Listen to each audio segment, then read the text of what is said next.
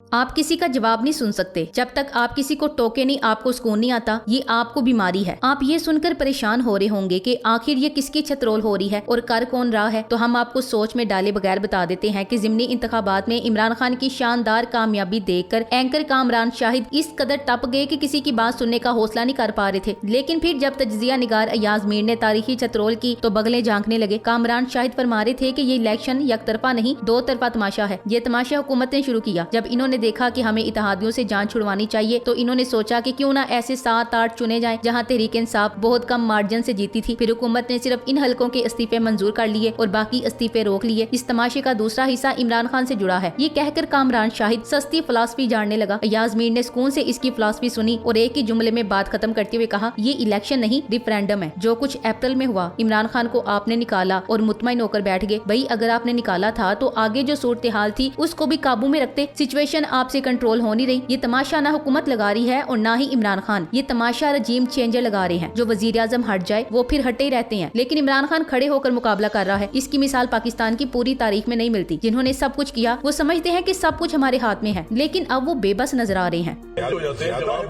आप है किसी एक जवाब आप सुन नहीं सकते जब तक आप टोके नहीं। ये आपको बीमारी है। अच्छा मुझे बीमारी एक आदमी को और नहीं, वो तो था ऐसे ही। वो मैंने आपको कहा था जवाब टोका सर, मेरा सर क्या। अयाज मीर पर तनकीद या तारीफ करने से पहले इनका बैकग्राउंड देख लेना चाहिए। अयाज मीर का मिलिट्री फैमिली से ताल्लुक है। वो पाकिस्तान आर्मी से कैप्टन की हैसियत से रिटायर हुए और फिर फॉरेन सर्विस में शामिल हुए। पाकिस्तान एम्बेसी मॉस्को में 3rd सेक्रेटरी की हैसियत से खिदमत अंजाम दे चुके हैं। अयाज मीर का कोई भी बैकग्राउंड हो, इससे कता नजर एक बात की तो दाद देना पड़ेगी और वो ये कि इसने एलीट क्लास की मौजूदगी में हर इदारे और सियासी चोरों की ठीक छतरोल की है। अयाज मीर से एंकर ने प्रोग्राम में सवाल पूछा कि आपको क्या लगता है क्या होगा 25 मई को। तो अयाज मीर कहता है, सच पूछें तो मैं अब मोहतात हो गया हूँ। ये कोई ऐसा शख्स है जिसने हर बार हमारे तज्जियों को रद्दी की टोकरी में फेंका है। हम जब कहते कि इसकी सियासत खत्म हो गई, ये एक बहुत बड़ा द्यो बनकर उभर आता है। कहता, सच बताएं क्या 9 अप्रैल को जब इसे हटाया गया तो हम नहीं समझ रहे थे कि अब इसकी सियासत खत्म हो गई। 10 अप्रैल को